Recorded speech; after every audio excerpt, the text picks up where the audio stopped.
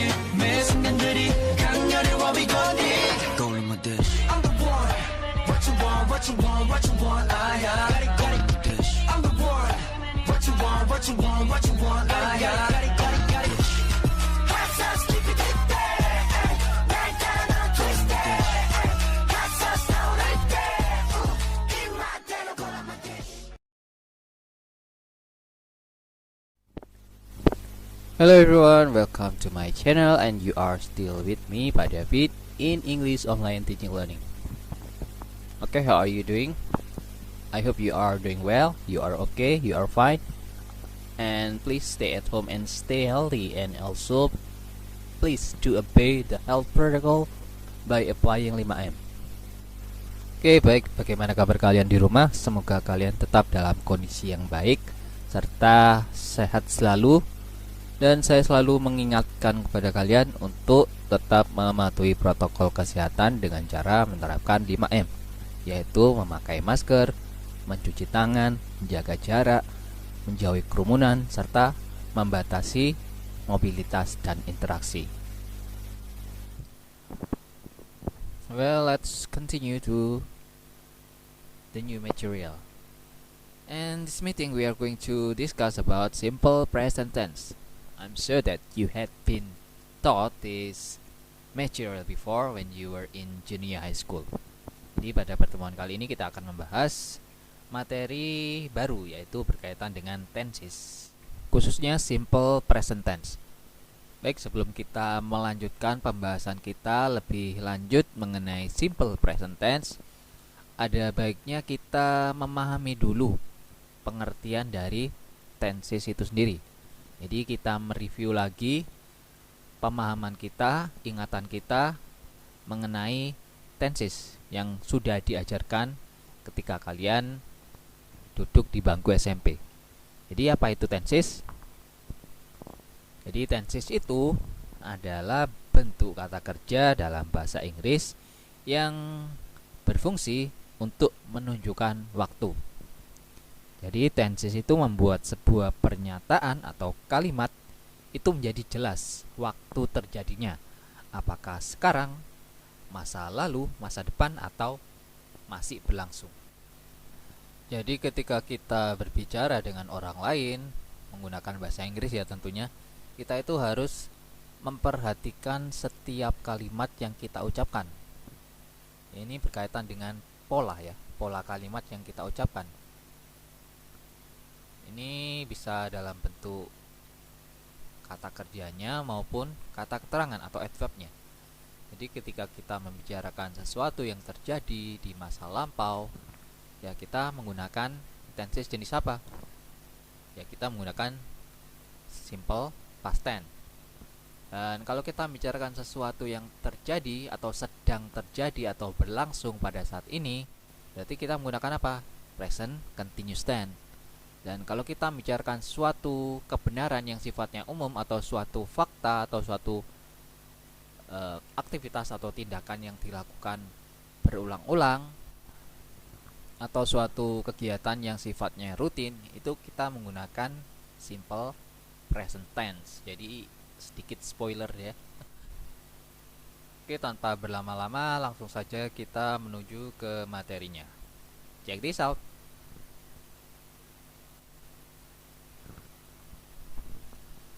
Simple present tense. Okay, let's start with the definition of simple present tense. Simple present tense is the tense used to express an action or activity taking place or happening at the present time in a simple form, or activities performed repeatedly, or daily habits or acts that have nothing to do with time. Jadi simple present tense itu adalah tenses yang digunakan untuk mengungkapkan sebuah aksi atau suatu aktivitas yang terjadi pada masa sekarang dalam bentuk yang sederhana atau simple, atau aktivitas yang dilakukan secara berulang-ulang atau merupakan suatu kebiasaan, suatu rutinitas atau suatu tindakan yang tidak ada kaitannya dengan waktu. Jadi yang dimaksud tidak ada kaitannya dengan waktu itu maksudnya suatu aktivitas atau tindakan atau situasi yang sifatnya general atau umum atau merupakan sebuah fakta yang semua orang tahu. Misalkan matahari terbit sebelah timur dan terbenam di sebelah barat, itu merupakan sebuah fakta dan itu tidak terikat waktu. Okay, let's continue to the next slide.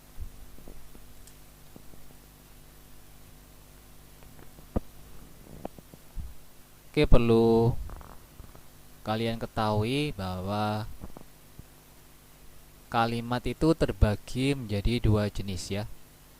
Sini dalam simple present tense ada dua jenis kalimat, yaitu kalimat verbal atau verbal sentence dan kalimat nominal atau nominal sentence.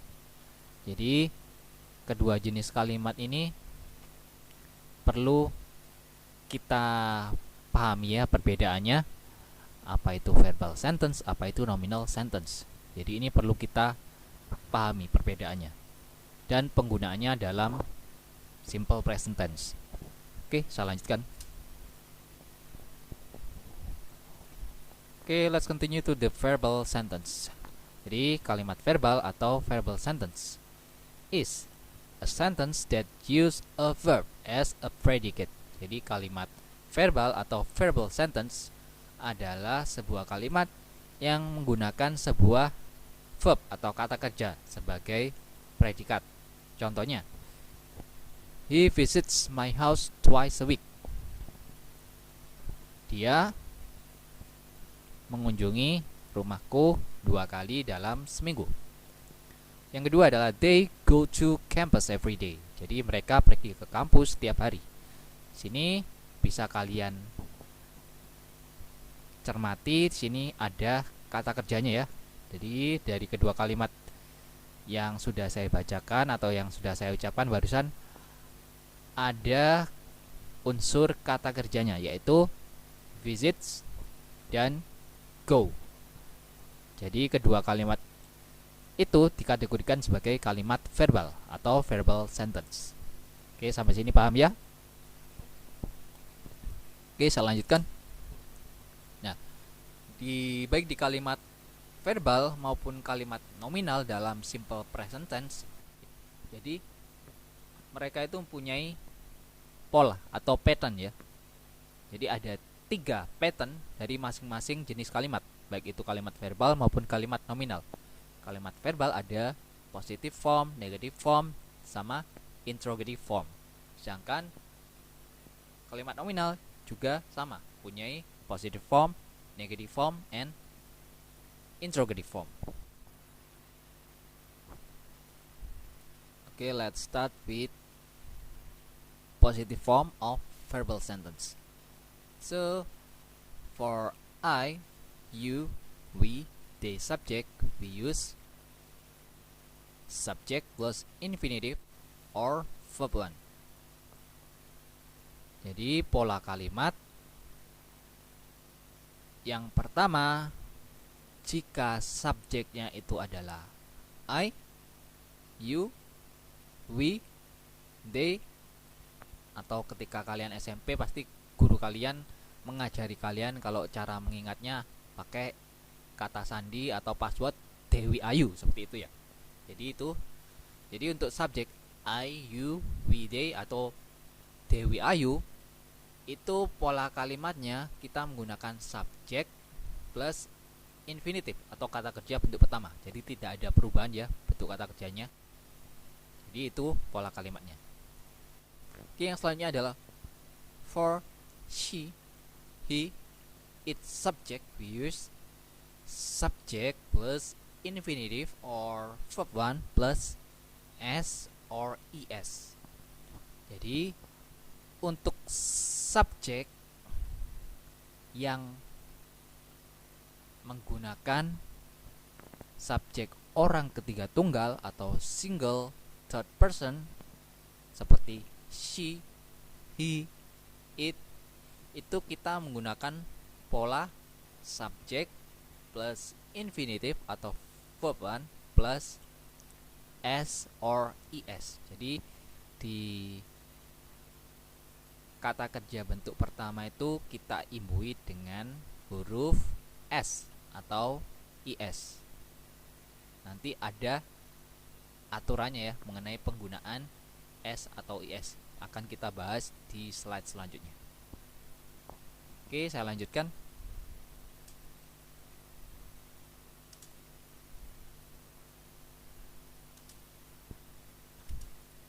Nah, ini contohnya ya. Contoh yang pola pertama tadi, yang subjeknya menggunakan Dewi Ayu.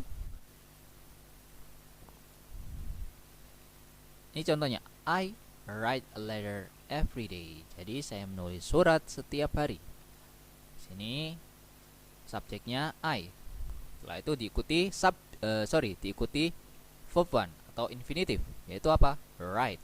Jadi itu tanpa ada imbuhan, baik itu imbuhan pun s atau es.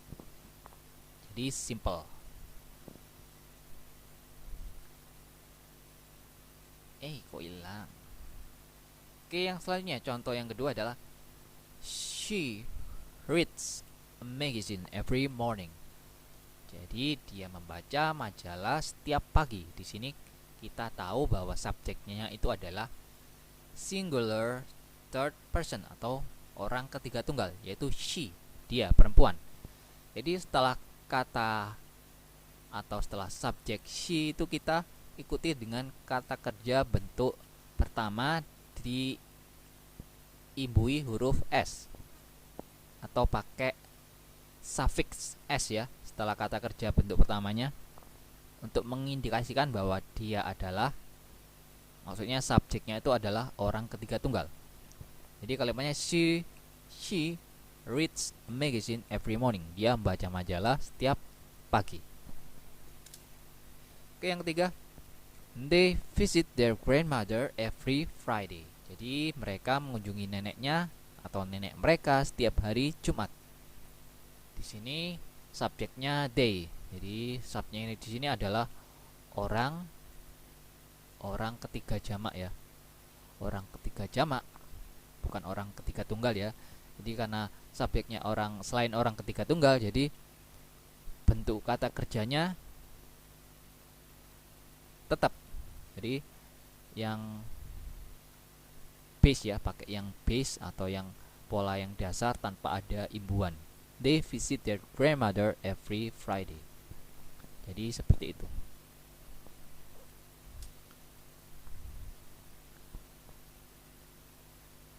Okay, there are several rules that must be observed when adding s or es on a verb or infinitive as follows. Jadi ada beberapa aturan yang perlu kita perhatikan atau perlu kita cermati ketika menambahkan imbuhan s atau is pada kata kerja bentuk pertama atau infinitive. Situ bisa kalian lihat ada kolom, di situ ada tabel maksudnya ya. Ada tabel dan tabel tersebut terdiri dari 4 kolom, yaitu nomor, terus infinitive, sebelahnya ada the addition of the suffix s dan meaning atau artinya. Untuk nomor yang pertama atau nomor 1 yaitu reads. Reads kalau ditambahi imbuhan s jadi reads, artinya membaca. Yang kedua adalah works, jadi works, bekerja. Yang ketiga write, jadi writes, menulis. Yang keempat set, jadi sets, terbenam. Yang kelima shine, jadi shines, bersinar. Yang keenam sing, jadi sings, menyanyi. Yang ketujuh bring, jadi brings, yang artinya membawa. Yang selanjutnya eat, jadi eats, yang artinya makan. Helps, help menjadi helps, yang artinya menolong. Sedangkan yang terakhir adalah gives, jadi gives, yang artinya memberi. Nah, itu contoh ya, contoh kata kerja yang diimbui suffix s. Oke, lanjut.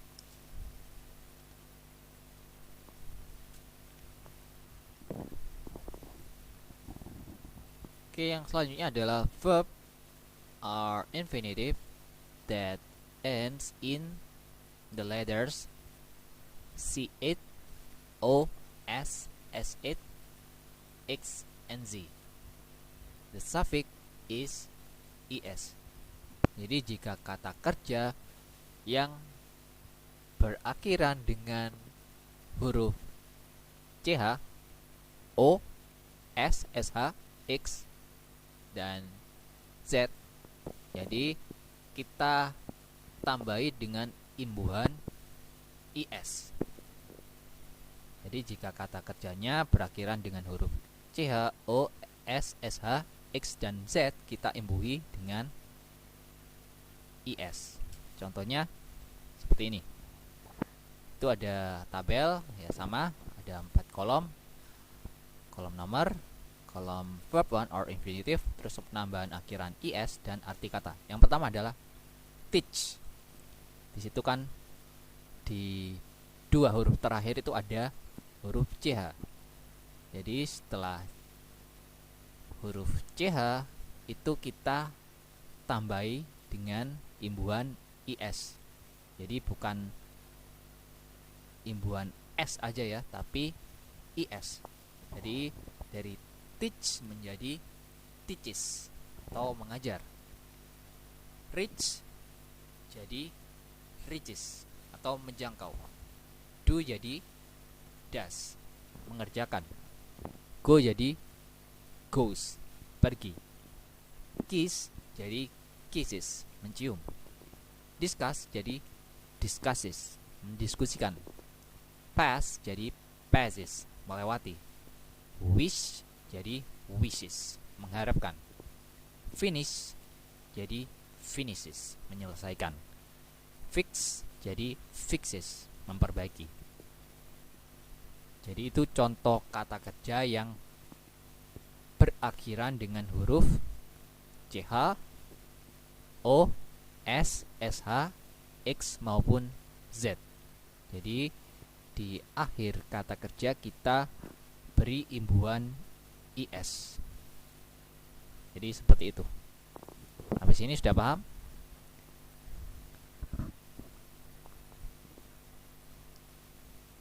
Oke, saya lanjutkan. Oke, the next is the rule number 3. The verb or infinitive that ends with the letter Y and is preceded by a consonant or consonants, then the suffix Y is changed to I and then added es. Jadi kata kerja atau infinitif yang berakhiran dengan huruf Y dan didahului oleh sebuah konsonan atau konsonan lebih dari satu, kemudian imbuhan Y diubah menjadi I dan kemudian ditambahkan dengan is. Jadi contohnya seperti ini. Contohnya di sini ada tabel lagi ya. Ada 4 kolom, kolom nomor, terus verb 1 or infinitive, penambahan akhiran is dan arti kata. Contohnya yang pertama, cry. Sini kan ada 3 huruf ya. Di sini ada 3 huruf dan huruf terakhir ini adalah Y. Dan sebelum huruf Y itu ada huruf apa? Ada huruf R. Ada huruf R. Maka huruf Y ini diganti dengan I. Kemudian baru ditambahkan dengan es. Jadi dari cry menjadi cries. Jadi huruf Y-nya dihilangkan. Maksudnya diganti dengan huruf I. Cry. Jadi cries, menangis. Yang kedua adalah carry. Sini huruf terakhirnya adalah Y. Dan sebelum Y didahului dengan huruf konsonan. Ada 2 konsonan di sini. R sama R. Tetap aturannya Y ini diganti dengan I kemudian ditambahkan dengan ES. Jadi carries, artinya membawa. Yang selanjutnya adalah fly. Sini huruf terakhir adalah Y dan sebelum huruf Y didahului dengan konsonan L. Y ini diganti dengan I, kemudian baru ditambahkan dengan ES. Jadi menjadi flies, artinya terbang. Yang keempat, study. Di sini huruf terakhir Y. Terus sebelum huruf Y didahului dengan konsonan D. Jadi yang Y ini diganti I, kemudian tambahi ES. Jadi studies, belajar. Yang selanjutnya reply, tetap huruf terakhir Y, terus didahului dengan konsonan PL. Huruf Y kemudian diganti dengan I, dan kemudian ditambahkan dengan imbuhan IS. Jadi replies, menjawab. Try, ya sama dengan fly sama cry tadi. Sini huruf terakhir Y, sebelumnya didahului huruf konsonan. Huruf Y diganti dengan I dan ditambahkan ES. Jadi tries atau mencoba. Sampai sini paham? Paham ya? Oke, saya lanjutkan. Oke, the next rule is the verb or infinitive that ends with the letter Y is preceded by a vowel or vowels plus enough with the suffix S. Jadi aturan mengenai penambahan imbuhan S atau IS yang keempat yaitu the verb atau infinitive yang berakhiran dengan huruf Y yang didahului dengan sebuah huruf vokal atau huruf vokalnya itu lebih dari satu, itu cukup ditambahi dengan imbuhan S.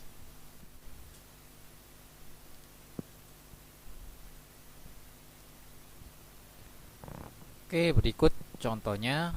Di sini ada tabel, ada 4 kolom juga, nomor. Sebelahnya ada verb 1 or infinitive. Sebelahnya ada penambahan akhiran S, dan yang di sebelahnya adalah arti kata. Contoh yang pertama adalah kata by. Di sini kata by itu kan berakhiran dengan huruf Y atau Y dan didahului dengan huruf vokal U. Jadi vokalnya ada satu. Jadi cukup ditambahi dengan S ya, bukan ES melainkan S. Huruf Y nya ini tetap nggak dirubah. Buy jadi buys, artinya membeli. Yang kedua play. Di sini huruf terakhirnya itu adalah huruf Y dan didahului dengan huruf vokal A atau E. Ya tinggal nambahi S. Artinya bermain. Yang selanjutnya adalah lay. Sini huruf terakhir Y dan didahului dengan huruf vokal E atau A. Tinggal nambah S. Jadi lay di sini artinya berbaring. Yang terakhir adalah say. Ini huruf terakhir Y dan didahului dengan huruf vokal A atau E. Jadi tinggal nambahi S. Jadi says. Artinya berkata. Nah, jadi kita sudah membahas pola kalimat positif dalam kalimat verbal beserta dengan aturan-aturan mengenai penambahan imbuhan S atau ES. Gampang atau sulit? Ribet ya. Oke, yang selanjutnya adalah the next one is negative form. Tadi kita sudah membahas yang positif, sekarang yang negatif. Jadi the first one is for I, you, we, they subject, we use subject plus do plus not plus infinitive or verb 1. Jadi jika subjeknya I, you, we, they atau I, you, they, we seperti itu, kita menggunakan pola kalimat subject plus do plus not plus infinitive atau verb 1 tanpa imbuhan apapun. Terus yang kedua, untuk subjek orang ketiga tunggal atau single third person seperti she, he, it. Jadi pola kalimat yang kita gunakan adalah subject plus does plus not plus infinitive. Jadi jika subjeknya itu orang ketiga tunggal seperti she, he, it maupun nama orang seperti itu yang jumlahnya hanya satu, jadi kita menggunakan pola kalimat subject plus doesn't plus infinitive. Okay, for your information, in the form of negative verbal sentence, the additional s or es to the verb doesn't exist. Jadi kalau di kalimat positif tadi kita berikan tambahan atau imbuhan s atau is pada kata kerja bentuk pertama atau verb 1 or infinitive. Kalau di kalimat negatif itu tidak berlaku ya. Jadi kalau di kalimat negatif tidak ada imbuhan s maupun is. Perlu kalian ingat. Oke, lanjut ke the example of the negative form of the verbal sentence. Di contoh kalimat negatif dalam kalimat verbal simple present tense. Oke, yang pertama, they do not or they don't visit their grandmother every Friday. Jadi mereka tidak mengunjungi nenek mereka setiap hari Jumat. Situ karena sini subjeknya selain orang ketiga tunggal, yaitu selain he, she, it. Jadi kita menggunakan auxiliary verb do, ya.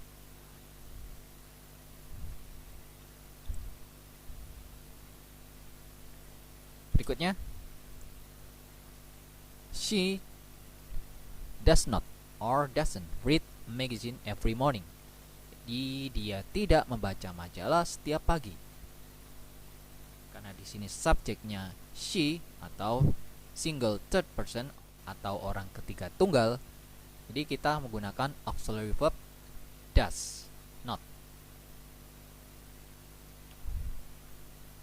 Jadi she doesn't read magazine every morning. Jadi seperti itu. Oke, selanjutnya I do not or I don't write a letter every day. Jadi saya tidak menulis surat setiap hari. Di sini subjeknya I.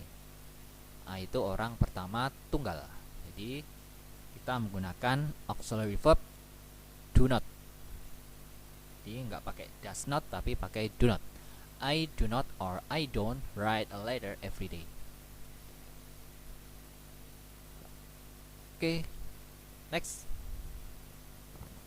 Lanjut ke interrogative form. Masuk ke pola kalimat tanya dari kalimat verbal simple present tense. For I, you, we, they subject, we use do plus subject plus infinitive or verb 1 plus question mark. Jadi jika subjeknya I, you, we, they atau they, we, are, you, kita menggunakan pola kalimat do atau auxiliary verb ditambah dengan subject plus infinitive atau verb 1 tambah dengan tanda tanya ya, question mark. Terus for she, he, it subject we use does or does plus subject plus infinitive or verb 1 plus question mark. Jadi jika subjeknya itu orang ketiga tunggal, she, he, it, itu pola kalimat yang digunakan adalah auxiliary verb does plus subject plus infinitive or verb 1 plus question mark. Okay, for your information, in the form of negative verbal sentence, the additional s or es to the verb doesn't exist. Jadi sama seperti di pola kalimat negatif tadi, dalam pola kalimat katanya itu tambahan atau imbuhan S atau IS itu tidak berlaku ya. Jadi nggak perlu ditambahi S atau IS setelah kata kerja bentuk pertama. Oke, paham? Semoga paham ya. Contohnya, yang pertama, do you write a letter every day? Sini auxiliary verbnya pakai do, karena di situ diikuti subjek you. Do you write a letter every day? Apakah kamu nulis surat setiap hari?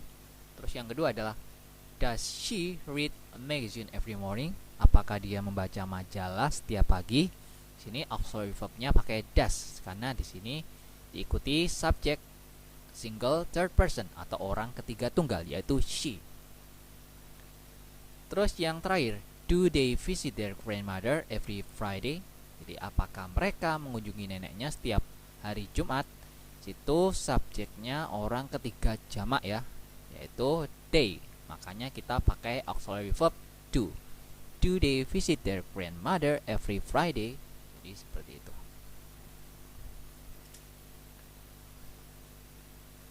Okay, I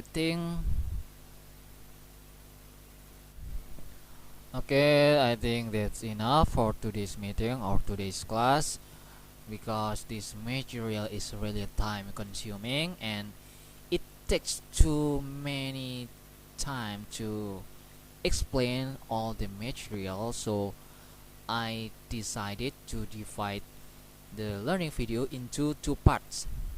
So this meeting is the first part, and the next meeting we are going to continue to the next part of the learning video. I hope you are okay with that, and